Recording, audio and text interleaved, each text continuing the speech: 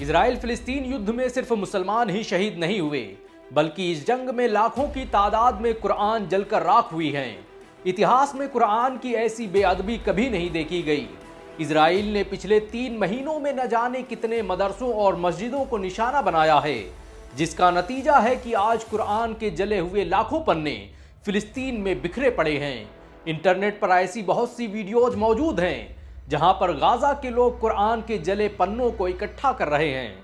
غورطلب ہو کہ غازہ میں مسلمانوں کی آبادی 20 لاکھ کے قریب ہے، جس میں 15 لاکھ سے زیادہ لوگ وستھاپت ہو چکے ہیں۔ الجزیرہ کی رپورٹ کے مطابق پورے غازہ میں اس وقت 1.5 لاکھ سے زیادہ عمارتیں دھوست ہو چکی ہیں اور پورا غازہ کھنڈہر بن چکا ہے۔ اسرائیل کے غازہ پر گرائے گئے بم اور راکٹس نے بڑی تعداد میں مسلمانوں کی دھارمک کتابوں کو نقصان پہنچایا ہے۔ ان حملوں میں صرف مسلمانوں کی جانیں ہی نہیں گئیں بلکہ ان کی جان سے زیادہ قیمتی کتاب قرآن بھی راکھ کا ڈھیر بن گئی۔ کئی لوگ تو قرآن کے نسخوں کو بچانے کے چکر میں شہید ہو گئے۔ اتہاس میں اس سے پہلے قرآن کا ایسا اپمان کہیں نہیں دیکھا گیا۔ اسرائیل نے اس جنگ کی شروعات ہی قرآن کی بے ادبی سے کی تھی، جب اس نے ہزاروں مسلمانوں کا قتل کر کے ان کا مذاق اڑانے کے لیے جہازوں سے پرچیاں گرائی تھی، جس پر سورہ عنکبوت کی آیت نمبر 14 فَأَخْذَهُمُ الطُّوفَانُ وَهُمْ ظَالِمُونَ لکھی ہوئی تھی، یعنی پھر نوح کی قوم کو طوفان نے آ پکڑا اور وہ ظالم تھے۔ یعنی اسرائیل اس کے ذریعے یہ بتانا چاہ رہا تھا کہ اس نے جو حملہ کیا ہے وہ صحیح ہے، کیونکہ غازہ کے لوگ قوم نوح کی طرح ظالم تھے اور ان پر بم پھوڑنا صحیح تھا۔ اسرائیل ہر طرح سے قرآن کی بے ادبی کر کے مسلمانوں کے حوصلوں کو توڑنا چاہتا ہے، لیکن ان کے حوصلے ٹوٹنے کا نام ہی نہیں لے رہے۔ اب تو حالات یہ ہے کہ غازہ کے لوگ شیلٹر ہوم اور اپنے گھروں سے ہجرت کرتے ہوئے قرآن کی آیتیں پڑھ رہے ہیں۔ وَلَنَبْلُوَنَّكُمْ بِشَيْءٍ مِّنَ الْخَوْفِ وَالْجُوعِ وَنَقْصٍ مِّنَ الْأَمْوَالِ وَالْأَنفُسِ وَالثَّمَرَاتِ وَبَشِّرِ الصَّابِرِينَ۔ آج غازہ کے ہر انسان کے ہاتھوں میں قرآن موجود ہے۔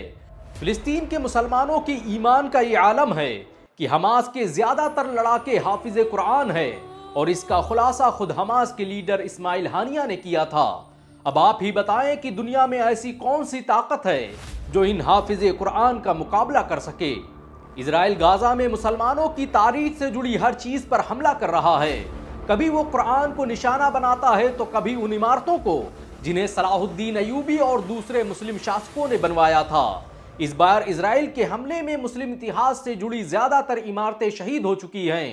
اسرائیل نے اس مسجد عمری کو بھی شہید کر دیا ہے جسے سن 635 عیسوی میں خلیفہ عمر کی دور حکومت میں تعمیر کیا گیا تھا۔ یہ پہلی بار نہیں ہے جب کسی دیش کے دوارا قرآن اور مسجدوں کا اپمان کیا جا رہا ہے، بلکہ جب بھی اسلام دشمن مسلمانوں کا مقابلہ نہیں کر پاتے تو وہ ہتاش اور نراش ہو کر ان کی دھارمک نشانیوں کو نشانہ بناتے ہیں تاکہ ان کے جذبات کو ٹھیس پہنچائی جا سکے۔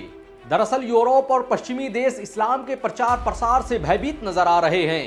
امریکہ سے لے کر روس، جاپان، جرمنی، انڈونیشیا، سویڈن میں ہر سال لاکھوں لوگ قرآن سے پربھاوت ہو کر اسلام قبول کر لیتے ہیں، اور یہ بات مسلم ویرودھیوں کو کھٹکنے لگی ہے۔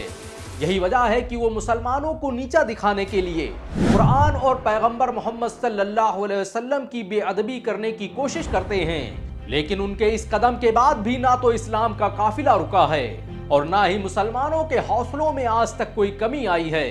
یہ اسلام کے اثر و رسوخ کا ہی نتیجہ ہے کہ یہ آج دنیا کا سب سے بڑا دھرم بن چکا ہے۔ ویسے قرآن کی بے ادبی کرنے والے اسرائیل کا کیا حشر کرنا چاہیے؟ نیچے کمنٹ میں ضرور بتائیں۔